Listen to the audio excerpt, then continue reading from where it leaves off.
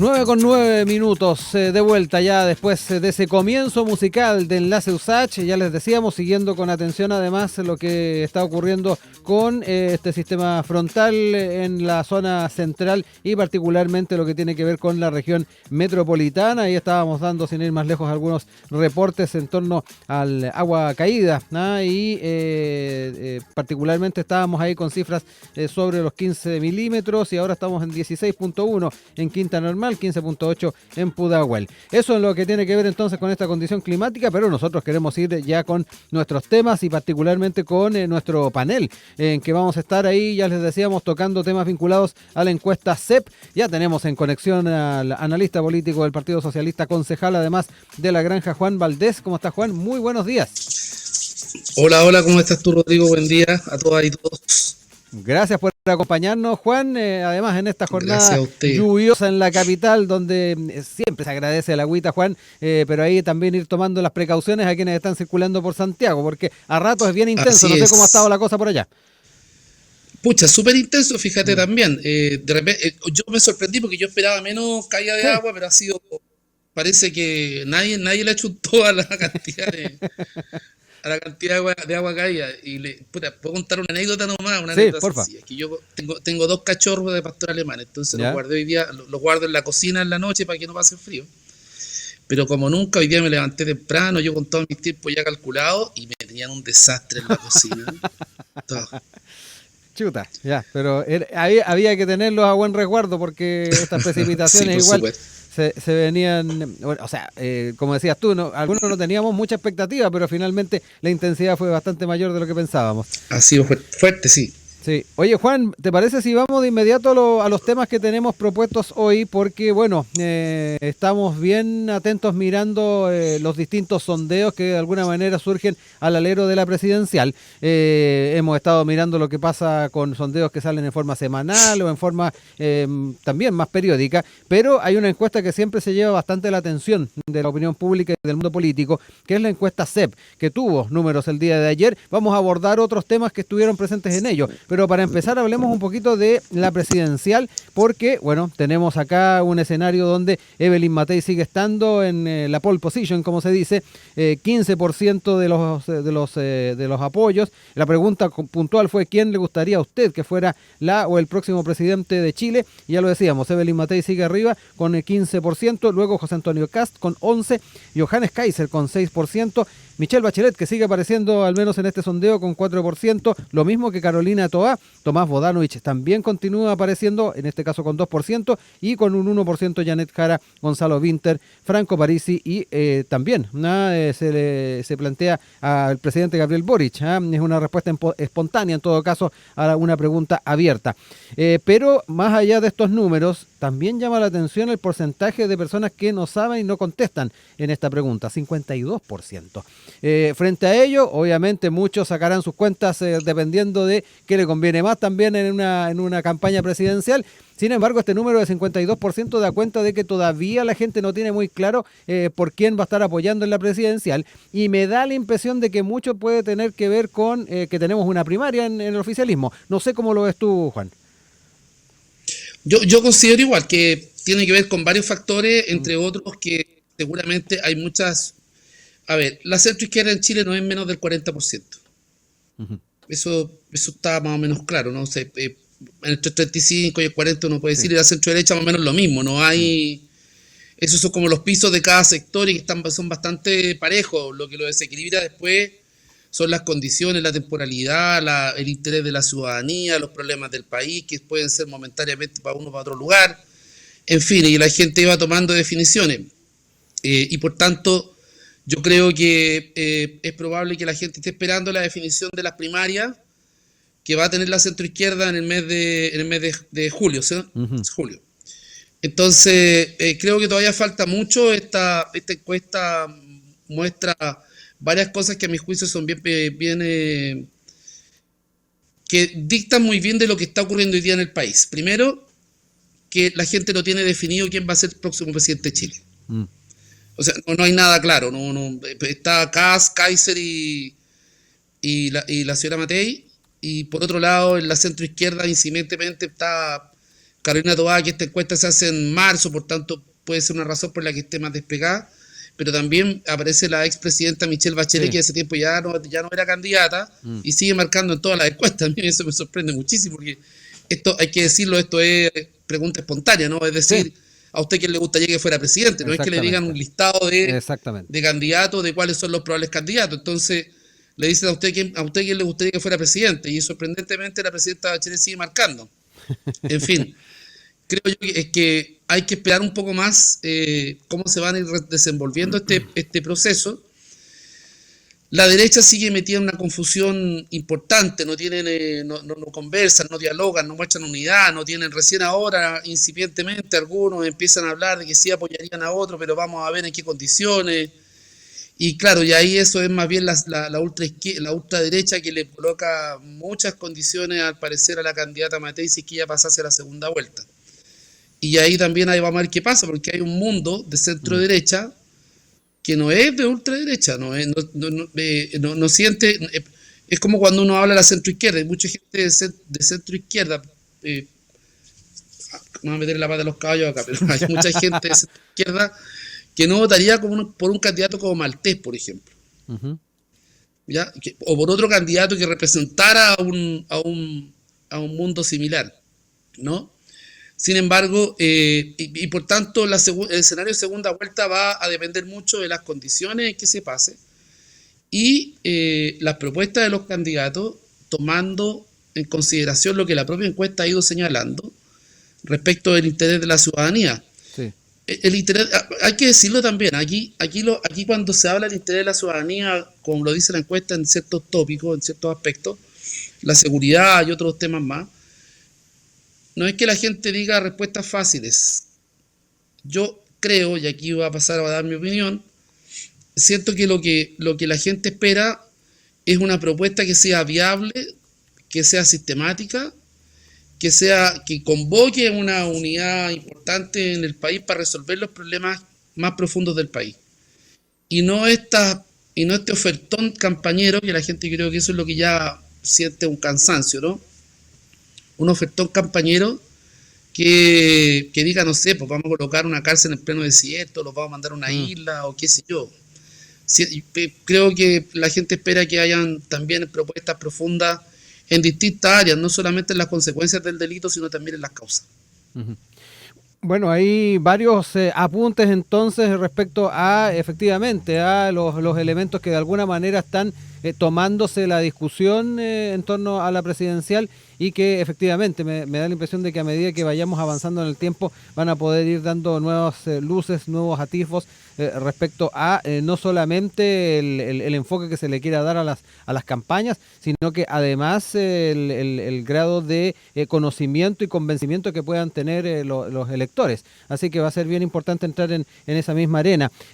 Juan, en cuanto a las proposiciones, a las ideas que se han estado planteando, de hecho lo teníamos como uno de los temas el día de ayer en el panel, lo que tiene que ver con al menos las ideas matrices de cada uno de los programas. ¿Cómo ves también que está el tema de las sintonías de lo que se ha planteado en el oficialismo?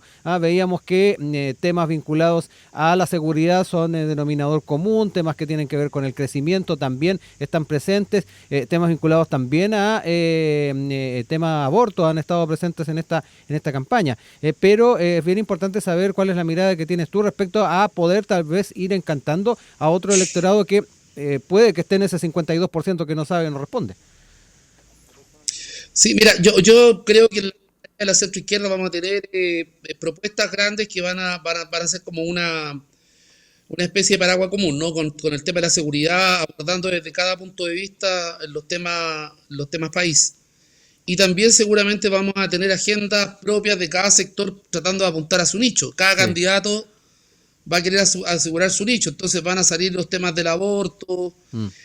No es mi opinión, o sea, no es lo que yo creo. Yo creo en el aborto libre y todo lo demás. Lo que ocurre es que pienso que este tema no está dentro de las prioridades del debate público a nivel nacional, que genera una controversia importante y que no logra rescatar votos para elección de primera vuelta ni segunda vuelta. Uh-huh. Pero sí para la primaria. ¿Me explico? Sí. Pero sí para la primaria. Uh-huh. ¿Me explico? Eso es lo que es precisamente lo que te quiero decir. Entonces, Yo creo que eso es lo que va a ocurrir, pero hay que tener cuidado en el tenor de ese debate y el programa. Porque efectivamente aquí lo que la gente mayoritariamente está esperando, y lo demuestra la encuesta, son los temas nacionales, los temas más grandes, los que han tenido más complicados. Igualdad de oportunidades, Seguridad, crecimiento y por supuesto seguridad. Y ojo, yo creo que un tema que no aparece acá, no sé por qué razón, ¿ya? pero yo creo que va a empezar a tomarse la discusión y creo que va a tener que ver con los temas de salud. Tenemos más de 3 millones de personas en la lista de espera de la atención secundaria, de los hospitales de salud, y hoy día la gente, yo creo que va a empezar a observar con interés qué es lo que pasa, por ejemplo, lo que va a ocurrir ahora en este proceso de crisis respiratorias que vamos a tener, que todo el mundo ha anunciado de que va a ser muy fuerte. Entonces, probablemente emerja un tema pronto hemos tenido discusiones respecto ya a los temas de salud, y yo creo que es uno de los temas, por ejemplo, que vamos a tener que tener respuesta para ver cómo llegamos a esos más de 3 millones de personas que están esperando en lista de espera resolver un problema de salud que para su familia seguramente es muy importante. Oye, Juan, vamos a sumarnos ahora en la conversación con el diputado del Partido Social Cristiano, Roberto Arroyo. Los días de lluvia generalmente nos traen problemas en las comunicaciones y me da la impresión de que este es una de las razones. Diputado, lo saludamos, lo tenemos en audio. ¿Cómo está? Gracias por conectarse con nosotros. Buenos días, don Rodrigo, muy buen día. Y también saludar a Juan Valdés, ahí, concejal.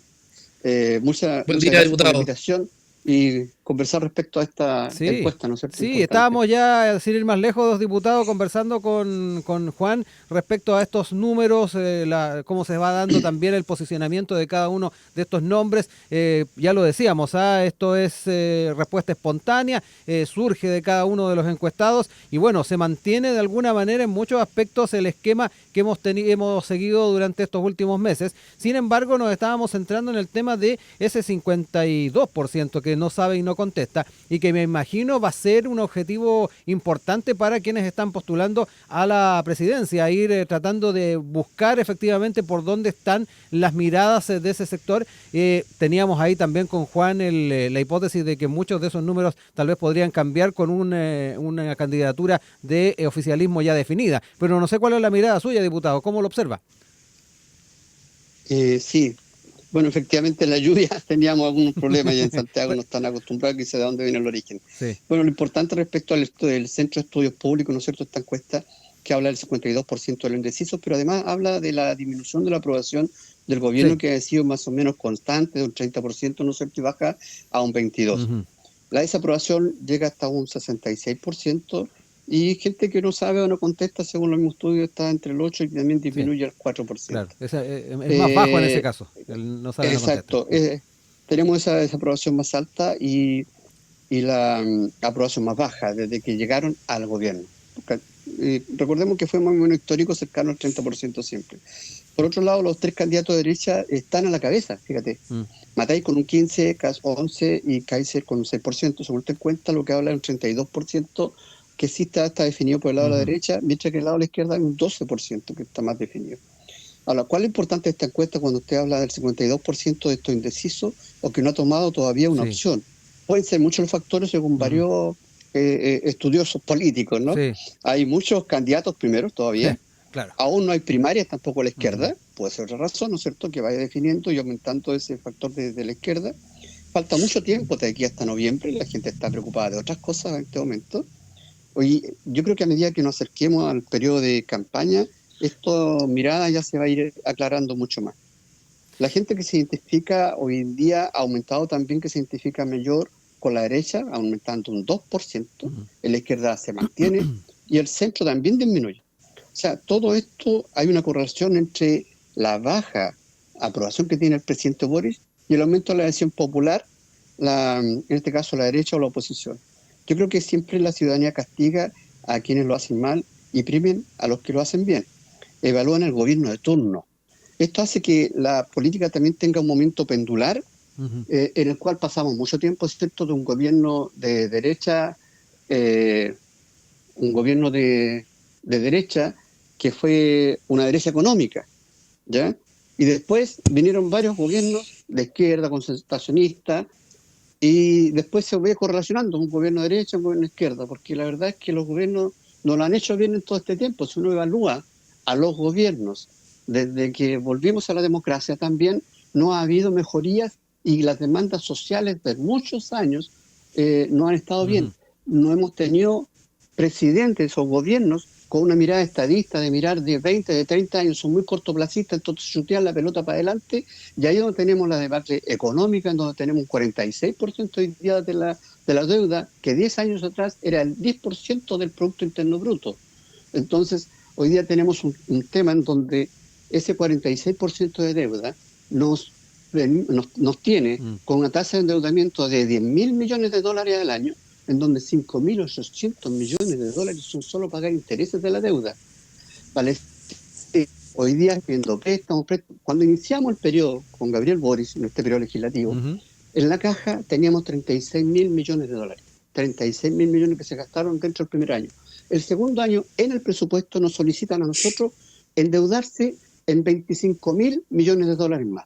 Cuando tú pides pedir plata, es porque ya no tienes, se le acabó, te la gastaste. ¿En qué? Ahí lo que tienen que demostrar también ellos, si pagaron intereses de la deuda, pero el manejo económico en ese sentido no ha sido bueno. Recién tuvimos la noticia, ¿no es cierto?, de la probable cierre de una industria pesquera. Hemos tenido aquí en mi región, el cierre de Huachipato, en Biobío, ¿no es cierto?, tenemos la pérdida de Arauco, también unos talleres, unos aserraderos grandes, más de 5.000 personas más se agregan al desempleo. Tenemos nosotros por el promedio del desempleo mucho más alto que el promedio nacional. Entonces, el manejo en lo económico no ha sido bueno y la gente ha estado viendo. Por eso que la desaprobación del gobierno va de la mano también con la aprobación de muchas leyes que no le importan a la ciudadanía y ven que las prioridades de la gente no están satisfechas, que siguen la lista de espera y aumentando, que tienen problemas por la reforma de educación, los SLEP y todo eso. Tenemos graves problemas. Sí, quiero ahí dejar también un poco la palabra de Juan para que entremos también en este tema. Juan, ¿cómo ves también este vínculo que hace el diputado en torno a o correlato en torno a la aprobación del gobierno, la mirada que tiene la ciudadanía de la gestión con respecto a no solamente las proyecciones en una eventual elección presidencial, si es que se le pregunta a los encuestados, sino que además en torno a los apoyos que se están dando a sectores políticos? Este es un gobierno que ha tenido varias situaciones que han sido muy difíciles de poder resolver. Yo quiero señalar lo primero. Yo creo que efectivamente este gobierno ha hecho una inversión y lo recibió un país, acuérdense del gobierno del presidente Piñera, en el suelo, con unas tasas de crecimiento después de una pandemia, con condiciones muy complejas y difíciles. Entonces, achacarle el problema de la deuda al gobierno me parece un poquito injusto e impreciso. Creo que hay condiciones y un contexto que se daba en el minuto que fueron las que se consideraron para poder empezar, sin decir que estábamos en un proceso de constituyente, dos procesos constituyentes fracasados, que el país no logramos ponerse de acuerdo entre los distintos sectores para poder avanzar en una constitución que profundizara la democracia, ¿no? Tristemente, como dice un amigo mío, nos quedamos con la mejor constitución que teníamos. Entonces, yo creo que hay la condición en la que el país se recibió, y eso por eso creo yo que es injusto achacarle al presidente Boric o al gobierno o al ministro de Hacienda la situación económica que por la que ha ido atravesando el país en estos 3 años, que ha sido bien complejo. Yo no recuerdo en democracia tanta situación de cambio permanente, ¿no? De condiciones inestables. Creo que los últimos 3 años han sido los 2 años, al menos los 2 primeros años del gobierno del presidente Boric fueron muy inestables, muy difíciles, indistintamente de las malas decisiones políticas del gobierno o la mala estrategia de instalación. Yo siempre he sido un crítico de la estrategia de instalación del gobierno, creo que fue muy mala, digamos. Yo creo que ahí Jackson, yo no lo habría sacado porque creo que era un tipo corrupto, yo lo habría sacado porque en realidad tiene mucha responsabilidad o hay un equipo de gente que tuvo mucha responsabilidad respecto a la instalación del gobierno, y que eso hizo retrasar muchas políticas y muchas estrategias que pudieran haber marcado el derrotero. Dicho eso, creo que hoy día el país, uno observa que hay números bastante mejores de los que teníamos hace 3 años atrás.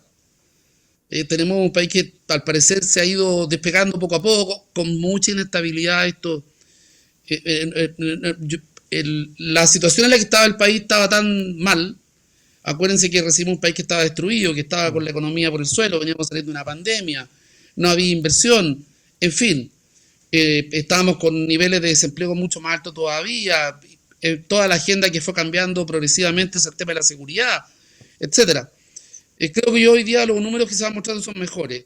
Y efectivamente yo creo que ocurre que la valoración de la ciudadanía respecto a la gestión del gobierno también afecta a los candidatos del oficialismo. Yo creo que eso es indudable, ¿no? Eso pudiera afectar. Pero también la ciudadanía empieza a mirar para adelante. Entonces empieza a ver cuál es la propuesta o cuáles son las propuestas, las temáticas que le importan a ellos que los candidatos presidenciales o en el debate presidencial se vayan dando. Sí. Y ahí yo creo que es muy importante ver qué va ocurriendo, porque claro, efectivamente hay un 35%, yo lo decía antes, ¿no? Sí. Entre un 30 y un 35% de la derecha es dura, ¿no? Eso no va a cambiar. Probablemente lo que estemos observando es que la derecha madura ya tomó decisión o partido respecto de sus candidaturas presidenciales, que son las tres que se muestran. Y probablemente la centroizquierda esté todavía en un proceso de debate interno que lo va a resolver en la primaria respecto a qué candidatos van a apoyar. Vamos a apoyar, perdón. Sí, diputado, voy con usted nuevamente. Ahí se apunta también al escenario con el que se encontró este gobierno y que de alguna manera a la hora de ver los números fríos, efectivamente puede que algún sector, ya sea desde la política o la opinión pública, pueda ser crítico de lo que se ha hecho o la gestión de la administración actual. Pero ahí Juan daba cuenta de que de todas maneras se arrastraba un tema difícil en cuanto a la economía. ¿Cómo ve también ese argumento a la hora de ir viendo, obviamente, estos números y las perspectivas en torno a un futuro gobierno o la futura elección presidencial? Bueno, efectivamente, sí es cierto que hay cosas que se arrastran de otras administraciones, pero aquí le estoy contando la cronología del debacle económico. Nosotros entramos con 36 mil millones en caja de dólares, 36 mil millones de dólares. Y hoy día tenemos, y hace 10 años esa deuda era el 10%, y hoy día sube al 46%. Entonces, donde se ha gastado más ha sido en este tiempo y donde se ha endeudado más ha sido durante este gobierno, este periodo, digamos, administrativo, quienes han administrado el gobierno en este tiempo.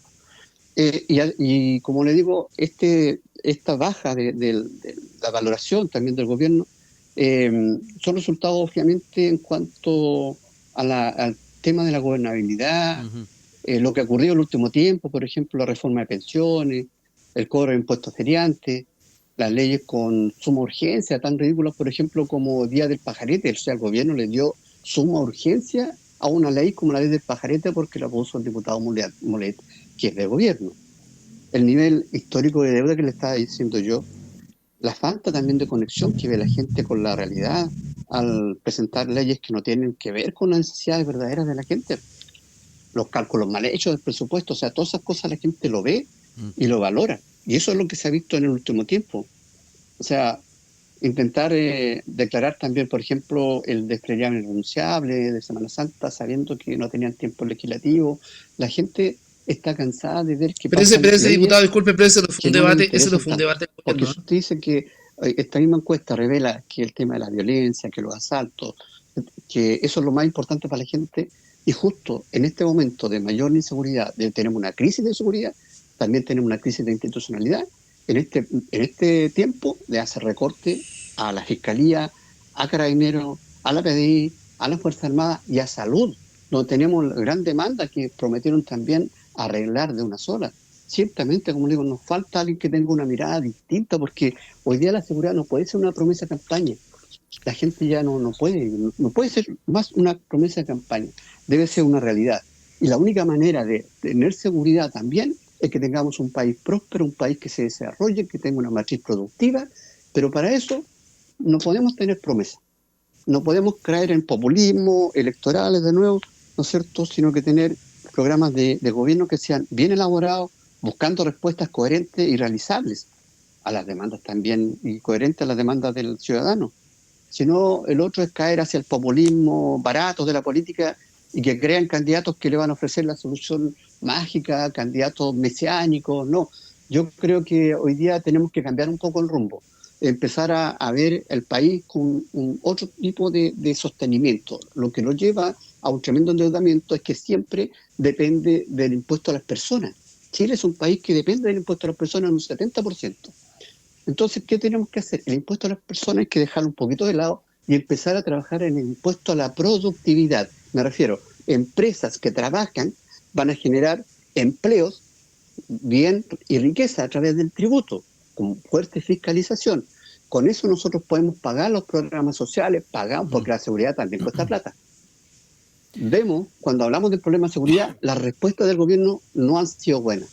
Primero tenemos problemas con las cárceles, vamos a crear casi un ministerio de las cárceles. Problema con la seguridad, Ministerio de Seguridad. ¿Qué no nos da a nosotros la certeza de que va finalmente a funcionar bien?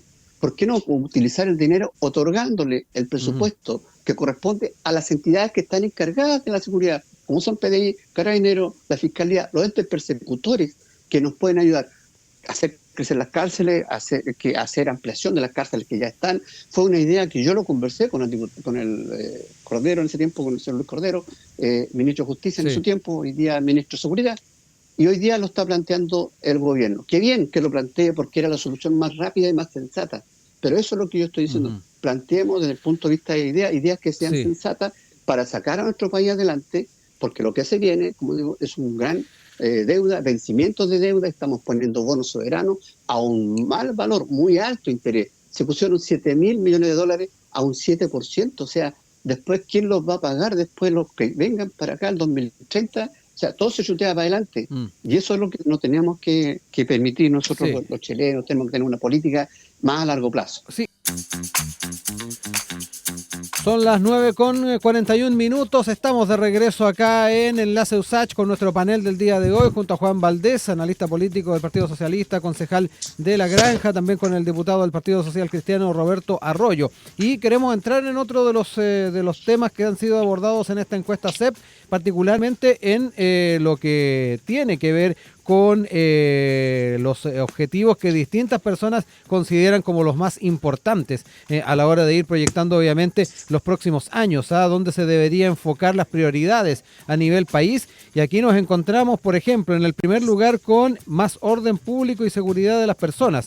Hay una comparación además en esta misma lámina de la encuesta con la medición que se hizo de esto mismo en noviembre de 2014. Y por ejemplo, lo que tiene que ver con este primer elemento que está en el primer lugar, más orden público y seguridad de las personas, tiene un salto tremendo respecto a el año 2014. Alto crecimiento económico está en el segundo lugar, mayor igualdad de oportunidades en el tercer lugar, menos pobreza en el lugar número 4, en el quinto mejores barrios y ciudades. Luego viene mejor cohesión social y menos conflicto entre los chilenos, mayor respeto por el medio ambiente, más libertad para que las personas puedan elegir la forma en que viven sus vidas y mayor participación política de las personas. Es el orden en el que están estas prioridades. Queremos entrar en ellas porque de alguna manera también lo hemos estado tocando a la hora de ir viendo efectivamente cuáles son los elementos que se están valorando por parte de la ciudadanía a la hora de buscar los liderazgos que eventualmente puedan estar en la moneda en el próximo periodo. Juan, me quedo contigo para que me cuentes un poquito también respecto a estos números y visiones que se están teniendo de los temas prioritarios. Sí, mira, cuando uno ve esta parte, es que esto es bien especial porque como dices tú, ha cambiado mucho en 10 años ha cambiado harto, digamos, la diferencia sustantiva. Pero claramente los temas van a pasar por orden público y seguridad, que son los temas que la ciudadanía hoy día tiene más importancia, le da mucho valor. Efectivamente, la gente quiere vivir tranquila y con mayor grado de seguridad, ¿no? Y esto, claro, uno observa lo que está pasando en el país. El gobierno, yo quiero decir también, hay que ser justo, el gobierno ha hecho un esfuerzo importante en los temas de seguridad reconocidos por los propios carabineros. Y ahí también entramos en un debate que es bien particular, porque uno lo que observa es que la mayoría de los candidatos, especialmente de derecha, ofrecen medidas que son bien que suenan fuerte, que meten ruido, pero que uno no sabe si van al fondo del problema. Digo lo siguiente: Carabineros hoy día tiene una falta de dotación de cerca de 25.000 uniformados. Yo no he escuchado ninguna propuesta respecto de cómo pretenden o cómo se pretende hacer que más jóvenes se interesen por ingresar a las fuerzas policiales o más personas puedan ingresar a las fuerzas policiales. ¿Cómo vamos a llegar a cumplir con el número de la dotación necesario para los servicios mínimos, ¿ya?, que se requiere para la custodia? Esto lo ha dicho, yo lo he escuchado en varios lugares y de Carabineros también respecto de esta situación, ¿no? Cómo se moderniza y cómo se trabaja desde el punto de vista, por ejemplo, yo he escuchado un debate bien particular con los alcaldes, he sido parte, respecto de las policías municipales. Entonces, claro, suena bonito colocar policías municipales, entonces démosle pistolas Taser y el debate público se va en medidas que son efectistas y que no son efectivas. Por ejemplo, si no vamos a tener más dotación policial, entonces lo que debiera ocurrir es que tener una buena ley donde los municipios fueran colaboradores de la labor policial. Y en ese sentido hacernos cargo del tránsito, de la fiscalización de tránsito, del despacho de notificaciones, colocar labores administrativas, el personal nuestro que sea de apoyo, por ejemplo, conductores de vehículos municipales o que estén dispuestos para las patrullajes mixtos con carabineros, porque todo indica que no vamos a tener más dotación policial. Entonces, pero no, aquí lo importante entonces es entregarle a los funcionarios municipales pistolas Taser. Me parece que ese debate no contribuye, o la gente no lo percibe, como una forma eficiente de poder perseguir el delito. Otra cosa también es ver cómo no hemos ido siendo eficientes en la persecución de del dinero, digamos, como La ruta del del dinero. narcotráfico especialmente, la ruta del dinero como un hecho elemental, esencial para poder desmantelar el crimen organizado, que debe ser mucho más grande. Yo siempre digo, mire, ¿dónde está la plata? Porque aquí hablamos de que, según entiendo, estos son datos que no están confirmados, pero yo he conocido varios datos y hablan de que el narcotráfico genera en el país, en Chile, entre 3.000 millones de dólares y 5.000 millones de dólares al año. Entonces uno dice, bueno, toda esa plata la tienen guardada debajo del colchón. No, no lo creo. Tiene que estar en algún lugar, ¿no? Entonces, ¿cómo es más eficiente la persecución del delito? Y yo creo que la ciudadanía va a estar muy atenta a las propuestas que sean más bien concretas respecto de esto, Sí. porque además eso lo asocian con falta de oportunidades, con crecimiento económico y falta de oportunidades. Diputado, voy con usted. Ahí teníamos algunos apuntes a propósito de estas prioridades que se deslizan de esta pregunta de la encuesta CEP. Me quedo con usted también para conocer no solamente su mirada de estas prioridades, sino que además los enfoques que hacía Juan. Sí, Rodrigo, el esfuerzo que hace es grandioso porque hay que decir que yo no escucho a Juan. Entonces, Ya. nuestro relato puede no estar correlacionado en ¿Ya? este ¿No momento. escucha nada de Juan? Pero sí, de Juan nada. Pero mira, Ya. obviamente la mirada de este lado, estos temas tradicionales de la derecha, como son el orden público, la economía, obviamente son prioritarios en la ciudadanía y se mantienen hoy día y cada vez van aumentando más. Lo dijimos también hace 3 años, el año 2022, cuando comenzamos este periodo legislativo, ¿no es cierto?, que el romanticismo también sobre la inmigración, porque hay que decirlo, en la zona, la frontera, que yo he estado en Colchán, en Chacayuta, he estado en las cárceles de Hacha, en las cárceles de mi región, y en otros lados, en otras regiones también, viendo la realidad en todos lados, porque eso es importante. Yo he estado hasta en el Cerro Chuño, donde se asentó el Tren de Aragua, y la verdad que cuando uno llega a la frontera ve cómo las personas que llegan pueden botar los documentos en el desierto, llegan y dicen nada más que se llaman Juanito Pérez, y hay que inscribirlo como Juanito Pérez, que tiene la edad que tiene, aunque no tenga antecedentes. Fíjate que el año 2021 Nicolás Maduro cerró 3 cárceles y liberó a todos los delincuentes y los expulsó del país con todos sus antecedentes borrados. Llegaban a Chile y por supuesto que no venían a veranear, sino que venían a hacer delincuencia también, pero ellos no tenían antecedentes anteriores y como nuestra ley, que es tan garantista, los dejaba inmediatamente libres y sin siquiera tener un domicilio conocido. ¿Qué pasó entonces? Nuestra Cámara, astuta, inteligente, y concedió que un correo electrónico fuera a domicilio conocido. Nunca más los pilláis. Y eso ha ido trayendo también, y eso es verdad, porque están los estudios, han traído también, y la gente lo ve, la delincuencia importada. Antes no teníamos el sicariato, hoy día ya lo tenemos asentado en nuestra casa. La cantidad de bandas, más de 2.000 hoy día operando en nuestro país.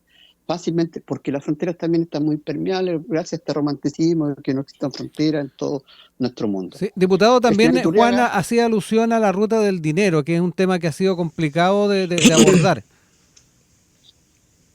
sí, la ruta del dinero es súper importante, pero no solamente a través del secreto bancario.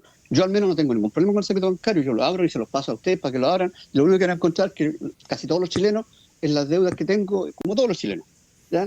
Pero ya existe también el levantamiento del secreto bancario cuando hay sospecha. Pero a mí lo que me interesa saber es cómo una persona que no tiene actividades conocidas, que compra un auto de alta gama sin tener que responder de dónde son los orígenes de esos dineros, compra mansiones sin responder dónde son los orígenes de esos dineros. Cuando uno va y hace, yo al menos hago un trámite bancario de cierta cantidad, ya me están inmediatamente, la Fiscalía Económica ya tiene todos mis antecedentes.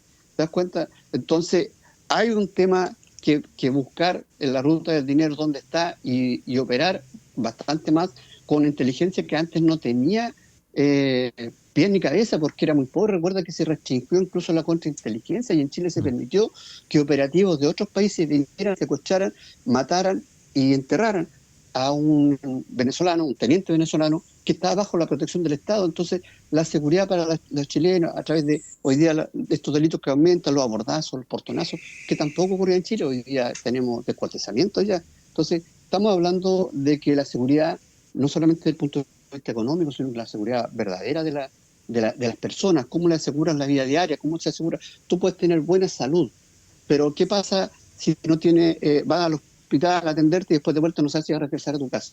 En diciembre yo estuve en El Salvador. Ustedes saben todo lo que significa El Salvador. Sí. Pasar del país más inseguro del mundo al tercer país más seguro del mundo. Yo estuve allá, viví ese aire que se respira al dar a las 2 de la mañana con familias caminando en plena plaza previo a las festividades de Navidad. ¿Y ahora qué están ellos? En otra cosa, porque planteaban el tema de seguridad resuelto como prioridad, ahora está en el tema económico. ¿Qué hicieron? Arancel cero para las empresas, cero para las empresas nuevas que se instalen. ¿Qué más? Cero permisología, cero burocracia. Aquí, esta misma empresa de mi región, Rucalgo, que está construyendo, lleva 8 años de permisología y le entran y le queman 25 camiones y otras maquinarias más, y 2 personas heridas. Entonces, ¿dónde se va a querer instalar un empresario? Donde tenga mejores facilidades. Por eso digo que el camino hoy día es dejar de pelear, porque lo que necesitamos es trabajar para recuperar un Chile, dejar los egos, dejar este tema de las peleas partidistas, derecha, de izquierda, porque la gente así lo siente. Y eso muestra la aprobación de los partidos políticos. 3%, 5%, no llegan a más. ¿Y para qué hablar de las figuras políticas que también están mal evaluadas? Claro. En el mismo izquierda, ¿no es cierto? Por eso no despega Carolina Toa, porque está complicado, que ella intenta despegarse del gobierno, pero ella formó parte de este gobierno. Jara también.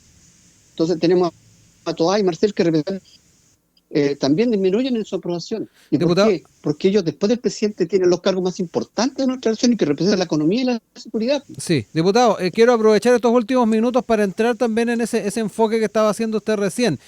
Ponía el caso de esta visita que hizo El Salvador, y ahí quiero entrar también en las miradas que se tienen respecto a ese régimen. Me imagino que ahí, Juan, también tendrás una visión respecto a las recetas que de alguna manera se están poniendo sobre la mesa al alero de la presidencial, pero también en el debate y la discusión que se ha dado en otros ámbitos.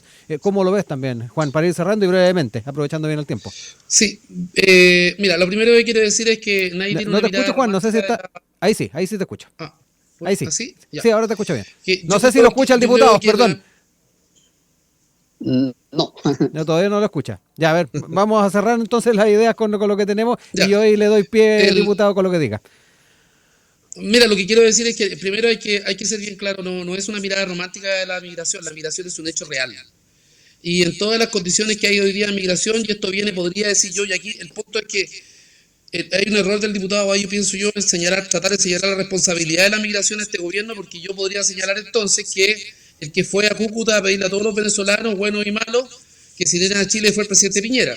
Entonces, yo creo que no es un tema de que hoy día miremos quién tiene responsabilidad o más o menos en esto, sino más bien cómo tomamos decisiones para enfrentar esta situación de forma eficiente. Eso es lo primero, porque lo otro, andar diciendo que hay romanticismo, no, aquí no hay romanticismo, y hay medidas concretas que se han tomado para contener y se han sabido, de hecho la reconducción y otras medidas más que se están tomando en la frontera para poder contener el avance de la migración en Chile, porque no es por un tema ideológico, sino también porque en Chile las capacidades de los países de productividad, de trabajo, de esfuerzo tienen un límite. Y hay mucha migración que llegó a Chile para hacer el bien y para aportar al país. Y por cierto que llegaron también delincuentes que hay que reprimirlos con toda la fuerza y ojalá, y bueno, y nos hemos tenido que lamentablemente, en eso sí lo comparto con el diputado, ir acostumbrando a formas de delito que no estábamos acostumbrados, como el sicariato, la desaparición, etcétera, ¿no? Y los secuestros.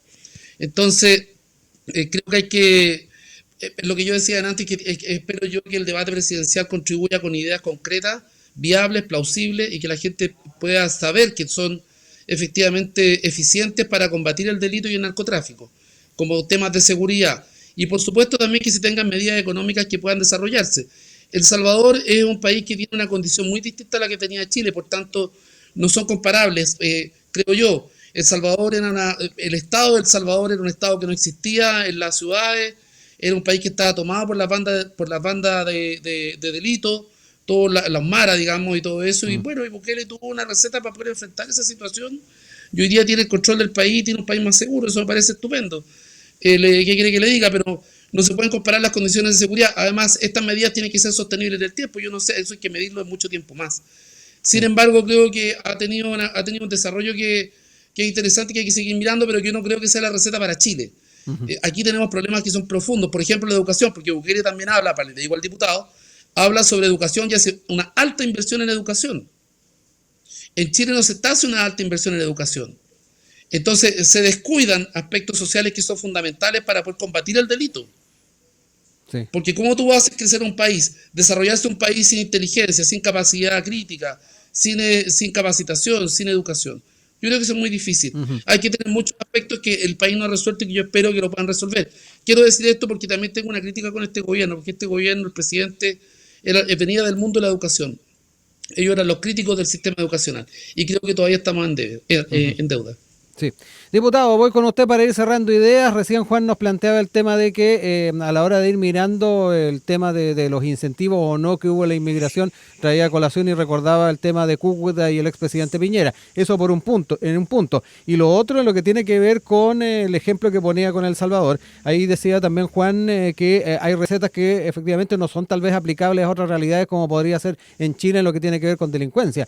Ahí también daba cuenta de que hay enfoques que son importantes también tener en cuenta en el futuro, como son la educación, también la capacitación, para ir fortaleciendo esas áreas en el país. Son algunos de los elementos que expuso Juan. Le dejo ahí el espacio para cerrar ideas porque ya nos quedan los últimos minutos. Sí, gracias. Mira, respecto al tema del romanticismo, no es una idea que planteé yo, lo dijo una figura del mismo partido de él, que hoy día es senador de la República, fue Tomás de Reventería. En concreto, en la cárcel de Hacha en Arica, más del 50%, hoy día 52% son extranjeros los que están presos ahí. O sea, ni en las cárceles ya hay cupo para los chilenos. No hay cupo en los jardines infantiles, no hay cupo en salud y en vivienda. O sea, yo creo que primero para hablar hay que recorrer los territorios, conocer las realidades para poder decir esto. Obvio, sí, le encuentro la razón, la receta completa no se puede aplicar, como han intentado aplicar la receta en educación, el modelo neozelandés. No somos neozelandeses, no va a resultar acá. Entonces tampoco se puede aplicar el modelo tal como lo aplicaron allá, porque su realidad era distinta. Yo obviamente es un país que siempre ha tenido problemas en educación, pero ahora yo estuve allá, conozco eso, hay bibliotecas que funcionan a las 24 horas, se incentiva el tema de la educación a partir de que existía mucha gente que no tenía educación. Entonces, ¿se está trabajando? Sí, se está trabajando. ¿Se están haciendo las cosas? Sí, pues. ¿Han mejorado en su índice? Sí, pues. ¿Su Producto Interno Bruto mejor? Sí. ¿Nosotros qué tenemos? Crecimiento bajo y el crecimiento que es muy bajo incluso por nuestra deuda, por nuestro nivel de deuda. Si hoy día, mira, te lo voy a plantear de esta manera. Estamos tan mal económicamente, es como que tú te compras un departamento y para poder pagarlo vas a tener que vender el living, el comedor, la silla de a poco para poder pagar la cuota. Finalmente, esta bicicleta te va a alcanzar. Y eso nos queda muy poco tiempo para alcanzar eso, si es que no cambiamos el rumbo como Estado. Porque hay muchas cosas que la gente ve como abuso estatal, también en el hecho de que, como dice Juan, cosas que se arrastran desde atrás.